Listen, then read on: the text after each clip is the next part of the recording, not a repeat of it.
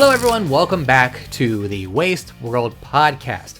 I'm your host, Gage Edwards. Today we're diving into one of the biggest challenges and opportunities in recycling, film and flexible packaging. Now, when I was a young boy, and maybe even an old man, I did not think too much about film and flexible packaging until I got into this job. It's kind of everywhere. We are in a sea of film and flexible packaging, and we need solutions for it. And luckily, that's kind of here what we're talking about today. Like I said, these materials are everywhere in our daily lives. They've been difficult to collect, sort, and recycle effectively. They're kind of a pain in the ass, if I'm saying anything gently. But that's starting to change, thanks to bold investments, new coalitions, and forward-thinking strategies. People out there way smarter than me are putting together the pieces to get a solution together for film and flexible packaging. So joining me to talk about these developments is Katherine Huded, Executive Director of Materials Systems at the Recycling Partnership. We have a nice chat about the state of the industry and recycling, film and flexible packaging, and what's going on with a big FCC investment. So sit back, relax, and learn about what you can do with that plastic bit that's on the outside of your Labubu boxes at home. I know everyone's buying Labubus now, and I think they have film and flexible packaging. I've never bought one myself, but I imagine they're wrapped in some kind of plastic wrap. Enjoy! My guest today leads the Recycling Partnership's work on material systems, which means she's helping to build the infrastructure and partnerships needed to make recycling more effective nationwide. Most recently, she's been at the center of a landmark $4.25 million grant to FCC Environmental Services in Houston to improve the recovery of film and flexible packaging. Today, we're diving into that FCC announcement, film and flexible packaging, of course, and more around the recycling space. Katherine, welcome to the show. How are you? Thanks so much, Gage. It's great to be here. Thanks for having me. Of course. We like to bring on kind of everyone that's got an interesting story to tell about what's going on in the industry. And I saw this announcement and I was like, that's a perfect opportunity to get somebody on this podcast and talk about what's going on. So we'll dive into that in a second. But Katherine, I want to know about you, listeners at home who don't know who you are. I'm sure your friends and family will listen to this and be like, yeah, that's Katherine, go, go, go. But for everybody else, share a little bit about you, what your role is at the Recycling Partnership, and kind of what Material Systems work looks like day to day. Yeah, absolutely. So a little bit about me. I'm based in Atlanta, Georgia. I've been with the Recycling Partnership for going on 6 years now. The Materials Systems unit really focuses on improving materials that face challenges across the recycling system. And to be honest, that's probably all materials, but in fact, we have 3 dedicated coalitions around film and flexibles, as you mentioned earlier, also polypropylene and PET, where we're really driving action in the space. And we're using a lot of the experts on our team to inform strategies, not just on the ground, but as we're looking at the now 7 EPR states that we have across the country, which is exciting. When I first got into this role, I kept seeing the word polypropylene written out. I was like, I will never know what this word is. And now here we are. Now I'm just like, all right, now I'm podcasting about it and kind of getting into the weeds of it. Let's just jump into that FCC grant right away. The partnership announced this $4.25 million grant. Why is this investment so significant? Well, there's a couple of reasons. One is that it's actually the largest single grant to an individual MRF that we've ever made in the history of the Recycling Partnership. So it's a big deal to us in that perspective. But really, the exciting part is what this is going to start to prove out for film and flexible recycling within a material recovery facility or a MRF. It's really exciting because this is a really large population center for the US. And so this facility is receiving incidental film in their facility, and we're going to help improve the capture of that and the quality of those marketable materials on the other end. And what are we hoping to learn from this retrofit in terms of film and flexible packaging recovery? Absolutely. So we know that MRFs across the country need equipment to better capture the variety of materials in the recycling stream.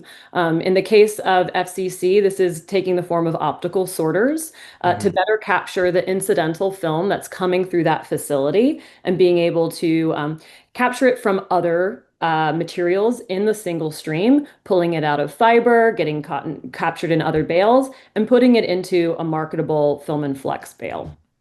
I feel like that is a common conversation I have with people about MRFs, it's always like it's just more barriers to make sure we have more better sorting and getting more stuff out and going to the right places. So anytime I do these conferences, I'm always looking at cool technology and like, what are we doing to make sure we get those little annoying bits of waste out of these streams and into the right place? And it sounds like this is going to be doing that. Absolutely. And really focused on getting the maximum quantity and quality. And we know that that's going to be really critical for these policy states that have recycling rate targets. We've got to capture the majority of the material out of the stream, redirect it to recycling and not winding up in the waste stream, and making sure that it's quality material that can go to end markets to turn into new products. And that kind of sounds like how it ties into the broader goals of Film and Flexible Recycling Coalition here. I mean, we all want to reduce the waste, right? But that's where this is going. Absolutely. So the Film and Flexibles Recycling Coalition at the partnership has been at this work for over a half decade. We have been doing more than 50 projects across the country to say, how is the best way to capture this material within the residential and curbside stream? Because we know that that's where most people are putting their recyclables is into that curbside bin. And so the learnings from that work is what's really driving what we need to be able to prove out for successful recycling in these policy states. Mm-hmm. Hopefully, I'm hoping those policy states, those households, maybe a little more in tune with what they should be and shouldn't be throwing away. Hopefully, they're ahead of the curve there, and that can expand to the other 50, maybe. One of the great things about EPR is that it's going to deliver funding, critical funding, including for education and outreach, like you mentioned, Gage, because it's really important that every resident knows what to put in their bin and how to recycle right. Yes, and I feel like that is one of the biggest issues we're always dealing with, and no matter what we're recycling, it's always like, well, the household's got to know what they're doing, and hopefully no one's messing it up along the way. All right, I want to move on into, and I'm going to say this out loud for the first time in my life, CalFFlex initiative. Is that right? You got it, Gage. Okay. That's right. CalFFlex initiative, scaling solutions. Can you kind of explain what the CalFFlex initiative is and what you mean by creating a scalable blueprint for residential film and flexibles recycling? Absolutely. So as I mentioned, our Film and Flex Recycling Coalition has been at this for a number of years. But what's really putting pressure on Film and Flex recycling is policy in California in particular. You know, we have the fourth largest economy that now has regulation, rates and dates for all of these packaging materials, including Film and Flex. So we need to take a lot of the learnings that we've developed over the years, data, implementation, what we know works, and start to really apply that to the state of California to help inform the program plan that's going to come forward from the Producer Responsibility Organization, Circular Action Alliance, CAA, that is now the pro for California. And we'll have to deliver a plan for recycling all of these various materials in the state of California. So we want to leverage the data, the insights that we have at the partnership, and additional quick work on the ground to help inform those insights and form the best plan possible. Now, because I'm in tune with the news, California's got all of these bills all the time, and I'm wondering if that even like scares off other states of like, we're not doing all of those bills. That's a lot of paperwork. I'm not interested in that. So what challenges are you seeing when it comes to scaling film and flexibles to nationwide? Like, what's the approach to other states? I think the approach to other states is definitely looking to what works. As you mentioned, you know, we've got these leading states with policy and seeing how this plays out. How is material going to be successfully captured? And what are the right infrastructure investments and education to make it possible in other states? I think one of the huge benefits to policy in some of these states is that it's going to inject the funding that's needed that other states may not have. And that, I guess, I mean, funding is a big crux of all this too. Everyone needs money for it all. That kind of unlocks this for other recycling systems across the country, that with EPR? It will definitely unlock best practices. It can also unlock a lot of supply chain and economic gains. I think what's really important for us to see, especially on the CalFlex side, is what it's going to do in terms of end markets. So we think about balancing that supply and demand. What we see with EPR is it's going to unlock a lot of supply from the recycling system. It's going to put in infrastructure to capture the material. It's going to educate those residents. And there needs to be that balance with demand on the other side, making sure that there's markets for this material to go to. And those markets are going to be all across the country, not just within a given policy state. It's again, when I do these conferences, I always hear about EPR, and there's some people who are like, "Hey, it's here," and there's some people are like, "It's coming." Like, make sure you're prepared. EPR, it's almost like EPR shouldn't be painted as a boogeyman, but I feel like some people talk to me like it's a boogeyman. Like, look, it's coming. Get ready for it. It is here, and it is also coming because Oregon started their program in July of this year, and Colorado and California are ramping up. So it is here, and it is coming. All right, so strap in, everybody. All right, yeah, and I feel like I'm learning a lot on this show, particularly because this is not something I spend a lot of time in with film and flexible plastics. Now that's why it sounds like I'm so much a novice to this anyway. So hopefully, someone at home is learning from this as well. Moving on to kind of industry trends and stuff. What trends, more in broad recycling, what trends are you seeing in recycling right now that are encouraging or concerning? What's out there?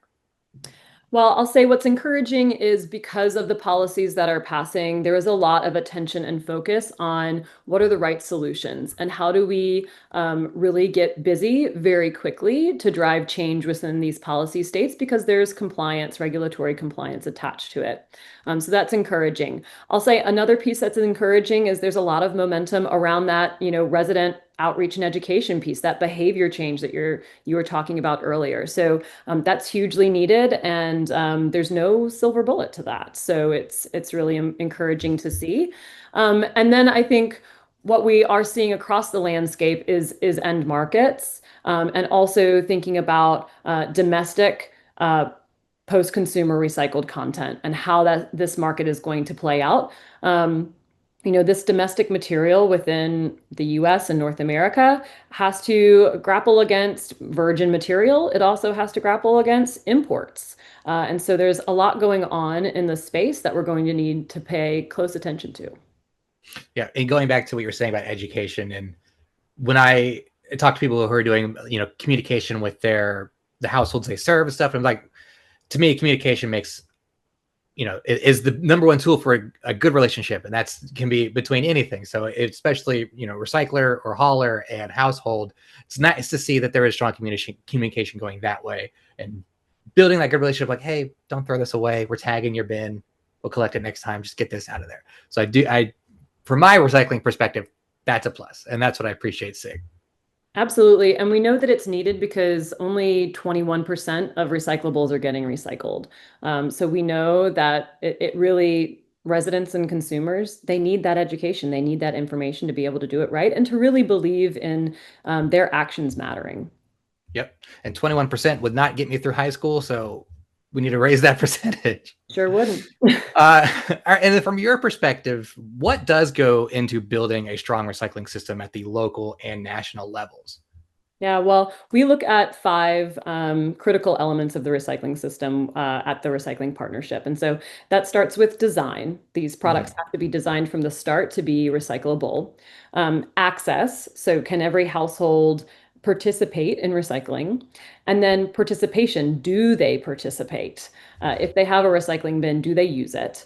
And then processing and sortation. Can the facilities actually capture all of this material? And then the end markets. Is there a place for it to go to turn it back into end products? Because ultimately, we need old stuff turning into new stuff. Yeah. And this is a softball, and so maybe this might be a good soundbite, but how important is participation and capture when it comes to getting good material back into the system? It is critically important. Critically important. Everybody at home, there's the clip from the podcast. Okay. All right. The recycling industry, we're often talking about supply and demand solutions. How do you see that balance playing out, especially for materials like film and flexibles? I wish I had a crystal ball, Gage. I really. I know I ask so much of my guests, like, hey, figure it out right now. Let's do this live on a show. I will say in the US, we do have the benefit of watching our peers, our counterparts in Europe, in Canada, other places around the world that have extended producer responsibility. They have EPR in place and have for many years, and they've been able to successfully begin unlocking that supply of material. And being able to watch them and say, how is that playing out in terms of balancing demand? And to be honest, there are challenges. We're seeing challenges globally. And it's really an opportunity in the US for us to see that and get started early, to learn what we need to begin now, so that we can be prepared to balance that supply. And the great news is that there's a lot of end market capacity already in the US across all the different material types. We're talking, this is end markets for everything, right? It's going to be metals and glass, plastics, fiber, everything needs an end market. We have a lot of capacity. What we need is improved capabilities. And that's really where the investment's going to be needed across the industry to make sure that all of the capacity that we have is capable of taking more of this, especially residential material. Well said. Perfect. What is next for the recycling partnership? Ooh. More crystal ball questions. What's coming up? What are we thinking? What do we see it? That is a great question. We're going to keep driving forward on capturing the data and the solutions that we know are going to be needed. This is going to be a constant evolution and a constant learning. We're not going to be able to move recycling rates from single or low double digits in some cases up to 65% that is in the California regulation overnight. That's not going to happen. It's going to happen with continuous improvements over time. And we know a lot. It's a great starting point, but we don't know everything. We still have a lot to learn, and there's going to be a lot of testing, piloting, especially on the behavior front, to see what really moves the needle. Yeah, as important it is for education at home, there's still more education to be done in the industry. We're all learning all the time. There's always new materials. Again, going back to any conference I attend, it's always like, oh, what's the new thing this year? A thing we didn't know about last year. Cool. Let's attack that now somehow. Katherine, you have got to the end of my questions here, so the floor is yours. Anything we didn't cover so far that you'd like to get into? This has been really fun. I think what's really exciting in the film space right now is there's a lot of opportunity. You know, with lots of challenges comes lots of opportunity, and we're not starting from scratch. We know a lot. We're proving it out with implementations like FCC, and going to be able to use those deployments to really inform what can be delivered at scale in these policy states like California. So it's really exciting to see. My only sort of crystal ball that everyone should pay attention to is, like you said, the behavior part, and also balancing that supply and demand. Everyone's really excited about EPR and what that means, and we have to be really focused on balancing the demand on the other side. Everyone heard that at home, so everyone should be prepared. So when I talk to more people, they should have heard this little bit of conversation. Katherine, where can people find out more about yourself or the Recycling Partnership? Visit therecyclingpartnership.org. Excellent. Well said. So that's it for me. Katherine, final words, final goodbyes. Thank you so much, Gage. This was a lot of fun. No, thank you for being here, and I'm sure we'll talk soon. Everyone at home, make sure you go to therecyclingpartnership.org and stay tuned for more Waste World podcast. I want to thank Katherine again for joining me today and giving me an inside look at how the Recycling Partnership is tackling one of the toughest challenges in recycling. The work around film and flexible packaging could help reshape the system, and it's exciting to see bold action like the FCC grant and the CalFFlex initiative moving forward. I'm also very proud of myself for saying CalFFlex correctly the first time with no preparation. I didn't practice that for a couple hours leading up to the podcast. That was all me. Congratulations to me. For listeners out there who want to learn more about the Recycling Partnership and its initiatives, please visit recyclingpartnership.org. A lot of cool stuff going on over there. A lot of good information, so make sure you visit their websites. Also, just as important, don't forget to subscribe to the Waste World podcast on your favorite platform so you never miss an episode. We have been crushing it lately on these episodes. Thank you to everyone listening and rating and liking. We're seeing a big increase in listeners, which is very nice for me It fills my heart with confidence and joy. So thank you for that. But be sure to keep doing it. Keep sharing it, the podcast, with your friends and family, coworkers, other recycling people. Hey, when someone collects your garbage outside, tell them, hey, listen to the Waste World podcast. A lot of cool stuff going on over there. And coming up, we have some cool episodes. I will be traveling soon to the National Plastics Conference in Orlando, Florida. Very excited about that. So I will be back from that in a few weeks with some takeaways. So hopefully some cool conversations out of that as well. And if you're sitting at home thinking, well, I've got a cool story to tell about recycling, and I do cool stuff in this business, or waste, or sustainability, whatever you've got, let me know. Maybe you should be on the show. Hit me up. Find me. Let's talk about it, and let's see if your story aligns with some cool stuff that we can have on the Waste World podcast. But until next time, make sure you do follow us on Spotify, Apple Podcasts, or other podcasting services. I want to hear from you, so please leave some feedback, rate the show, hopefully 5 stars, leave a review, a nice one, maybe about me, and I look forward to chatting with you next time. So remember, it's our world. Let's not waste it.